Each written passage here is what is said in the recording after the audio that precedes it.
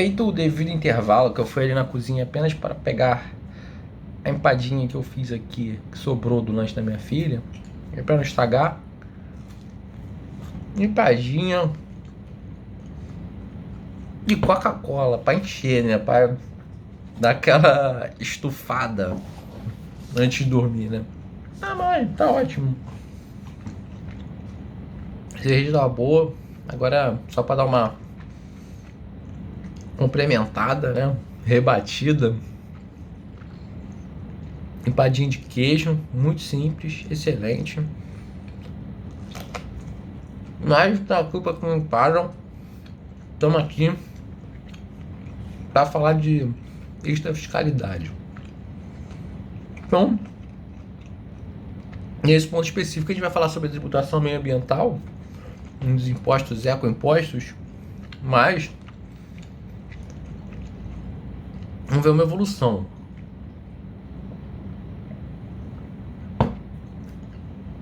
Por que ela ficou tão em voga? Uma das facetas, então, que se destaca a intervenção do Estado, como a gente falou, que tem as econômicas e as intervenções que não são econômicas, são, nesse sentido, os impostos ecológicos. E teve muito debate na União Europeia sobre isso.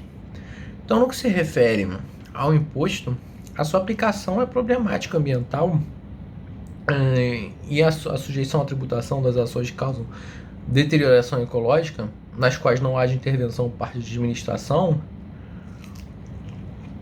isso traz muitos problemas, porque acaba desconsiderando, sobretudo, algumas peculiaridades que deveriam ser consideradas para a tributação. Mas, ignorando isso, em 1972, veja a evolução. Década de 70, a comunidade internacional começou a contemplar os perigos da degradação ambiental na Conferência das Nações Unidas sobre o Meio Ambiente, de Estocolmo, 72. No ano seguinte, 73, foi aprovada por declaração do Conselho um ponto de partida na política ambiental, com período de aplicação de 73 a 76. Até 1986, não havia nenhuma coisa explícita, né, sobre essa questão da tributação ambiental, o que vai ser e tal. Aqui em 1986 foi assinado o Ato Único Europeu. Até então, pode-se afirmar que as medidas ambientais tomadas pela comunidade eram pouco claras. E esse ato introduz alguns poderes normativos para a comunidade europeia, sobretudo no seu artigo 100, que reconhece o princípio de quem contamina paga. Em 92, teve uma proposta da diretiva do Conselho, na qual se criou um imposto sobre a emissão de CO2 e energia. E aí, a gente vê que a natureza do tributo coincidia com a de um imposto especial da Espanha, uma vez que incidia sobre a fabricação, extração ou importação de certos combustíveis, carburantes ou energia elétrica, mas sem guardar relevância nenhuma com a atuação administrativa conformar com um fato imponível do tributo. Ou seja, não existia nenhuma contraprestação específica da administração. Por isso, excluiu desse conceito o escopo de taxa e das contribuições especiais. Então a gente vê um problema. Por quê? O imposto tem um fim específico, né? Ele foi instituído para tributar o meio ambiente. Tributar a poluição ao meio ambiente, logo. Mas tributar o meio ambiente é sacanagem. Veja bem, instituiu para... E aí? Sua finalidade é essa. Vou tributar para melhorar o ambiente, melhorar o bem-estar. Agora, se você pega esse dinheiro e não tem nenhuma obrigação de reinvestir ou aplicar no meio ambiente, que porra é essa?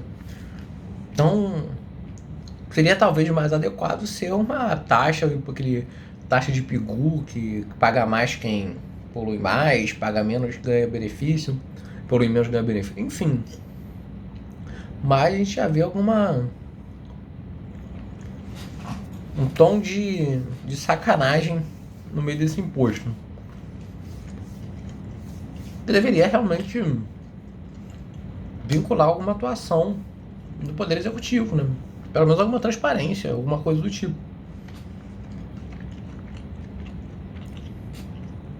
Porque chega um Partido Verde aí da vida, Marina Silva, vai bate no peito. Temos que instituir imposto sobre, sei lá, o cara que derruba madeira da Amazônia. Ótimo, o fim do imposto é esse, o fim da exação é esse. Então, o dinheiro que você pegar dessa exação, tu vai ter que ir lá e vai ter que plantar um pé de feijão. Vai ter que pegar e plantar. Enfim, tem que haver uma contraprestação para dar uma legitimidade para essa exação.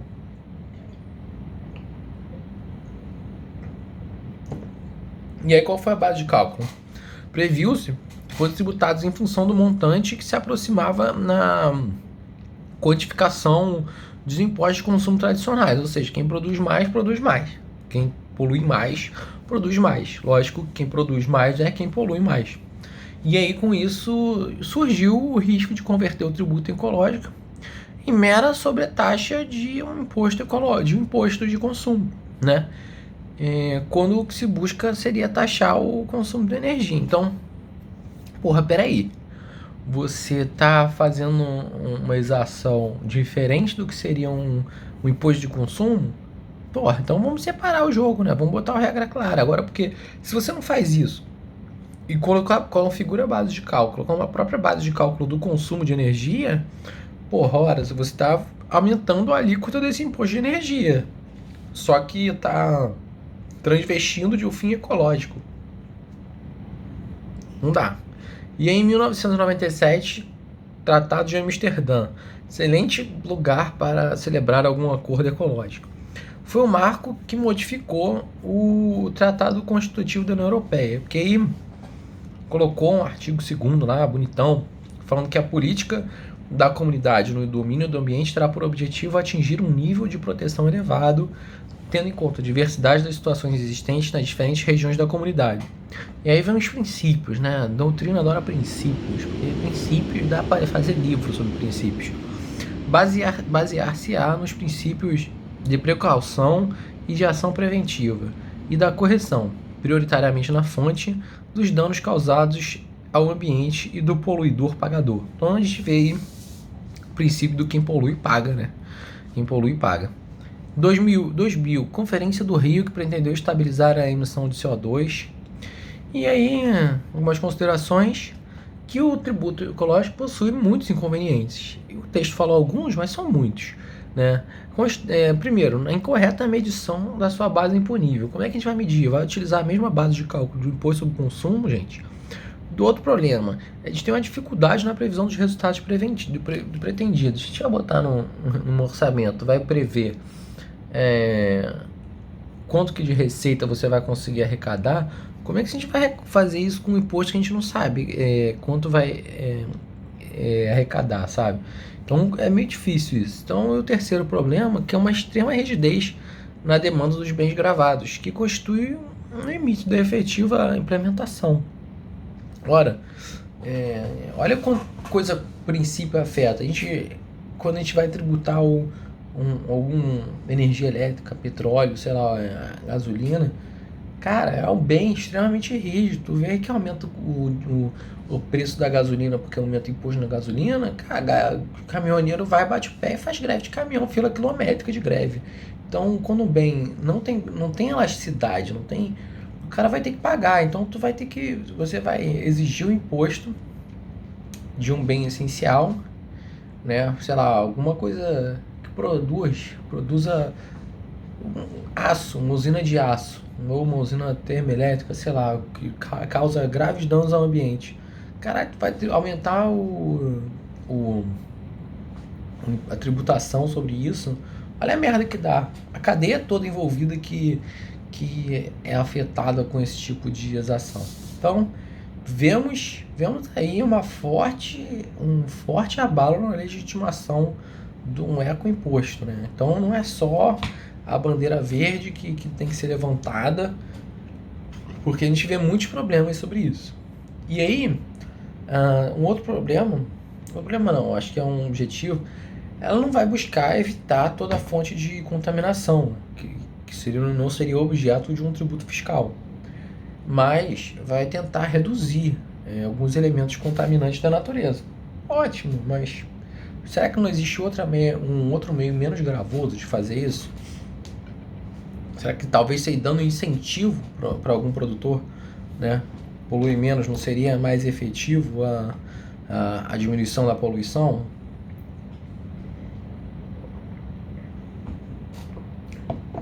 Pois é, pois é. Fica aí a suspense. E aí vamos para um tópico bastante interessante, que é a legitimação constitucional para a exação extrafiscal, que a gente vai ver que na maioria dos casos ela é carteada, né? Ela não está expressa lá que pode instituir imposto extrafiscal.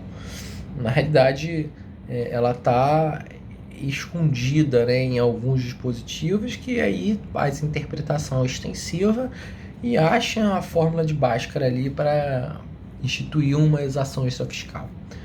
E aí, a doutrina vem buscando uma legitimação para essas medidas intervencionistas econômicas, sociais ou políticas, demográficas ou ainda de outra índole, e por causa disso a dúvida razoável da utilização do imposto extrafiscal pode exceder do que se pode exigir de tal preceito. E, sim, para justificar a legislação ordinária que institui essas ações, esses tributos, vai o legislador e recorre à Constituição para extrair de lá alguma deixa para poder instituir o tributo. Na Constituição Espanhola de 1978, a função extrafiscal do tributo foi reconhecida logo nos primeiros momentos de vida dessa Constituição pela Corte Espanhola, Tribunal Constitucional Espanhol, que em 1981 falou que o artigo 4º da Lei Geral Tributária, como um instrumento de política econômica, adquire, sabendo que essa Lei Geral Tributária ela foi atualizada depois do texto também, mas isso não interessa para agora, ela adquire, ela consegue beber do fundamento constitucional, da nova Constituição, mesmo sendo pré-constitucional, no artigo 40, inciso 1, na medida em que a Constituição obriga os poderes públicos a promoverem condições favoráveis ao progresso social e econômico para uma distribuição de renda mais equitativa. Então veja, olha o quanto genérico isso, quanto que é lacônico isso para você, consigo extrair daí um fundamento para uma tributação extrafiscal. Então, é uma justificativa carteada, né?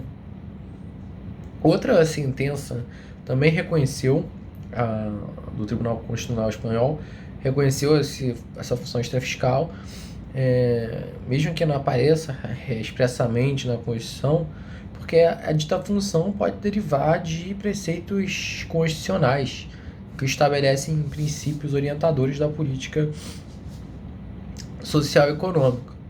Então, em alguns casos, o tribunal teve que pressupor essa legitimação, porque não vai encontrar legitimação explícita, nem fudendo. E aí, segundo um autor lá, na realidade ele faz uma referência a outro autor casado, o tributo, enquanto instituto constitucional, ele não tem que se limitar à função arrecadatória. Ele tem que estar a serviço dos programas e princípios constitucionais. Veja que a doutrina vai também andando na linha desses tribunais constitucionais para tentar buscar uma legitimidade constitucional para uma exação extrafiscal. E aí admite-se desse ponto de partida jurídico constitucional para a intervenção do Estado na vida econômica e na vida social, vai derivar um segundo, né?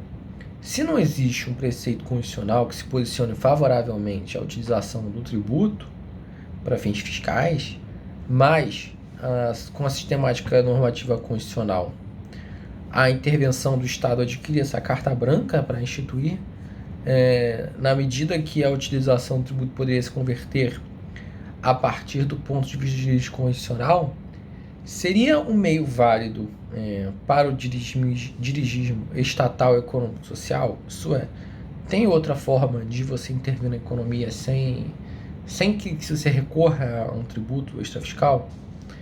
Enfim, de fato esse argumento não é tão fluido, mas a pretensão de legitimar a utilização extrafiscal do tributo vem sendo objeto de muitas críticas. E aí a gente parte para o plano da União Europeia, que aí surge um grande problema, que é a coordenação das legislações fiscais, por meio de um processo de harmonização que está centrado em objetivos extrafiscais. Então você tenta harmonizar a legislação fiscal com objetivos extrafiscais, é lógico que vai dar merda. E com base nisso, o autor percebe que a fiscalidade no Tratado da Comunidade Econômica Europeia, aquele que reconheceu o princípio da quem polui paga, vai realizar a perspectiva extrafiscal até esta fiscalidade se tornar um fenômeno indissociável do processo de harmonização fiscal comunitária. Então, uma coisa que não era para ser um objetivo fim da harmonização fiscal comunitária, né, acaba se tornando indissociável. E aí a partir daí não pode se entender imposto distintamente com a base na sua capacidade, que ao mesmo tempo possui uma faceta fiscal e outra extrafiscal. E aí sim, todo imposto vai ser extrafiscal e não fiscal, vai ser fiscal e não fiscal, porque essa harmonização pressupõe esses objetivos extrafiscais fortes. E aí um ponto importante que resta analisar é se tal imposto cumpre alguns dos princípios típicos nas características de imposição. Por exemplo, capacidade contributiva, porque se não puder, né, ser um imposto fiscal e extrafiscal ao mesmo tempo, aquilo ali não vai ser mais um imposto. Então, se não respeitar a capacidade contributiva, ali não vai ser mais um imposto. E aí vem, se não é imposto, as pessoas vão ter que pagar? Suspense. Música do No Limite, agora. Aí o tratamento da fiscalidade também, sobretudo no meio ambiente, que não se encontra reconhecida nos textos constitucionais, podem ser reconhecidos em alguns outros países. Por exemplo, da Constituição Alemã de 1949, ele fala que não tem esse direito no meio ambiente como direito digno de proteção que poderia pressupor um imposto ecoimposto. Mas na Constituição italiana, veja, é apresentado no meio do artigo 9.2, que fala que a República salvaguardará a paisagem e o patrimônio histórico e artístico da nação. Além disso, o artigo 32 fala que a Corte Constitucional considerou que o direito à saúde, previsto no artigo 32, não se trata apenas do direito à vida ou integridade, veja. Trata-se também de um meio ambiente saudável. Então você vai vendo que os tribunais vão só carteando ali, vai, tá ali, consegue, faz, aplica, bota. E aí o artigo 41 da Constituição Italiana ainda reconhece a liberdade de iniciativa econômica, que podendo se coordenar programas para fins sociais, entre os quais se encontram o aproveitamento racional dos recursos naturais, sob o conceito de utilidade social. Então o que o Tribunal Constitucional aí faz? Ele vai dar um Ctrl F na Constituição e procura ambiente, meio ambiente, floresta, jardim, enfim, procura as palavras correlatas que estejam na mesma categoria. Se achar, vê ali e fala que dá para meter o imposto extrafiscal com base nisso. Na Constituição de Portugal, 1976, vai recorrer ao artigo 66, e fala que todos têm direito a um ambiente da vida humana sadio e ecologicamente equilibrado e o dever de defender. Só que aí, o que é esse dever de defender, né? É você lá chegar com uma flecha, um arco e flecha e ficar na frente da árvore ali para o lenhador não cortar? Óbvio que não, né? É o dever de defender que vai impactar, que você vai ter que pagar para defender, né? É isso que eles tentam abstrair dessa categoria, dessa classe de dispositivos, né? Na Constituição Espanhola de 1978, o artigo 45 assegura aos cidadãos o direito de desfrutar de um meio ambiente adequado e o dever de conservá-lo, né? Só que aí, parte dessa visão que é o dever de conservá-lo, porra. E a doutrina construiu um substrato jurídico constitucional para amparar uma intervenção no meio ambiente, porque aí combina com o artigo 31, né? como instrumento de intervenção ambiental, assim, né? O artigo 31 fala que pode interferir na economia social, que autoriza a intervenção do estatal. E uma vez que pode intervir, uma vez que esse direito, esse dever de contribuir é um dever constitucionalizado. E aí são criadas possibilidades extrafiscais do dever de contribuir, né? E vai desvendar a verdadeira dimensão do tributo como meio de intervenção na sua realidade social, que essa realidade social, por sua vez, faz parte da realidade do meio ambiente, né?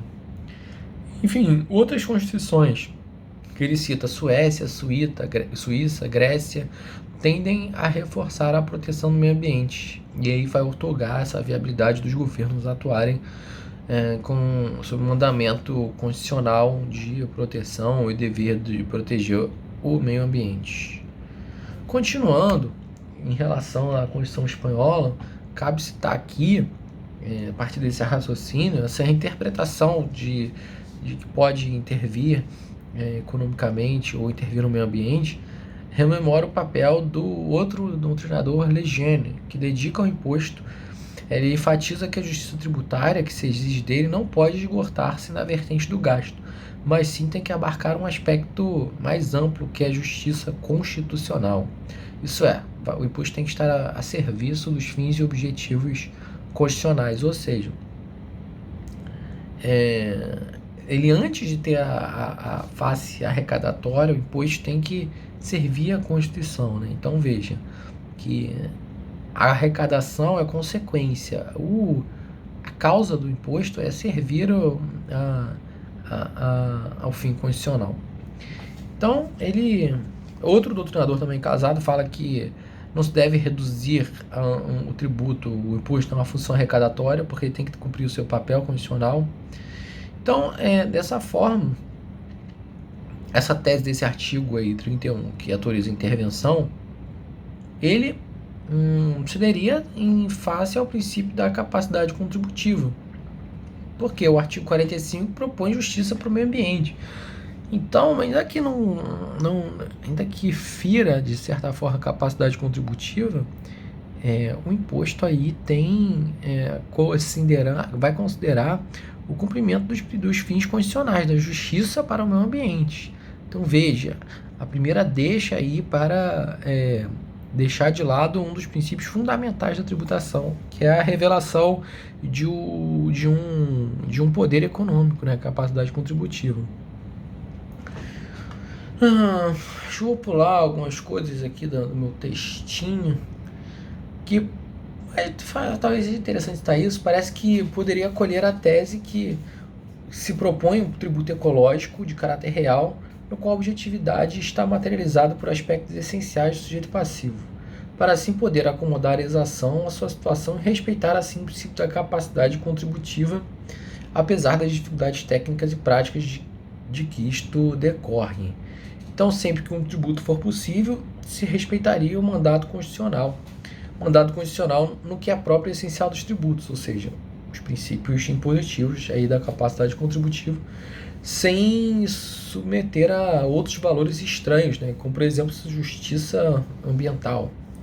Então, temos que fazer uma ponderação de valores aí que, de certo, essa questão da justiça fiscal, da capacidade contributiva se sobreporia. A legitimidade, a gente viu a legitimidade constitucional, só que aí a gente vai dar uma olhada agora na legitimidade realmente desse imposto fiscal. Que o imposto empregado, cansa falar rápido, né? O imposto empregado como meio de direção econômica, assim como de qualquer classe de dirigismo, causa algumas questões consideráveis impactos no Estado de Direito. Porque o Estado de Direito, ele é o Estado que impõe regras para os outros respeitarem, e ele mesmo tem que respeitar algumas regras. Então, será que o Estado de Direito não estaria respeitando as regras por ele mesmo criado ao instituir esse imposto de dirigismo? E aí tem que avaliar né, caso concreto, o que afeta, quais são os bens considerados. E, lógico, tem que avaliar esse sistema tributário, esse sistema de exação extrafiscal como um todo. Não basta pegar apenas o imposto, analisar. Tem que ver se esse sistema extrafiscal é realmente respeita o Estado de Direito. Então, a doutrina europeia levou em consideração o tema que a necessidade de utilizar o imposto como meio intervencionista vigora a ideia de que os efeitos políticos sociais desse imposto estão ligados à ideia constitucional do Estado Social. Então, veja, tem de um lado o Estado Social só que a salvaguarda jurídica e adequada para a consecução da intervenção vai representar um equilíbrio entre a liberdade e a coação, ou seja, alguns limites que o Estado de Direito esmarra. Então, vai-se então da seguinte pergunta: pode um Estado que quer dirigir a economia ser um Estado de Direito? Se o Estado social ele pode ser o Estado de Direito? E aí, sem uma democratização da economia, que ele fala, os direitos econômicos sobre a liberdade, os direitos fundamentais sobre a liberdade sociais são uma mera folha de papel. Isso então, se o Estado e a economia representam, dentro da totalidade do povo social, campos com estruturas completamente diferenciadas, eles têm relações de dependência variadas. Enfim, o Paulick, que é outro doutrinador, ele vai defender, deixa eu corrigir aqui, ele vai defender que o Estado moderno é um Estado econômico-administrativo e deve ser ao mesmo tempo Estado econômico de direito, se não quiser afogar a liberdade pessoal e econômica dos particulares mediante o autoritarismo da administração, ou seja, ficar instituindo imposto de intervencionismo à torta e à direita. Então, a possibilidade da modificação da ordem econômica e social mediante regulamentações impositivas pode constituir, sim, um perigo para a ordem do Estado de Direito, porque você interfere na liberdade da pessoa ao criar o imposto, uma ação que talvez não considere os princípios da justiça fiscal, majora também a carga tributária da pessoa, né? E aí vem a pergunta retórica: quais são as fronteiras constitucionais existentes para a legislação impositiva intervencionista? E aí, essa pergunta vai ser respondida mais tarde, não é tão retórica assim. A gente acabou de ver que a intervenção está constitucionalmente legitimada, né? Carteada. E agora também é na hora de analisar se essa intervenção ela guarda os limites constitucionais. Ou seja, a gente vê o que pode instituir uma intervenção econômica por imposto extrafiscal, mas agora a gente tem que ver também se existe controle sobre isso, se é uma ponta solta, se não tem uma legitimação constitucional para controlar isso.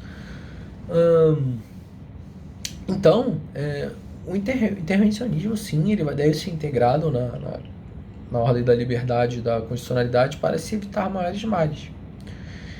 Então vamos ver, né, se não é que já vimos, que eu já falei na questão da capacidade contributiva,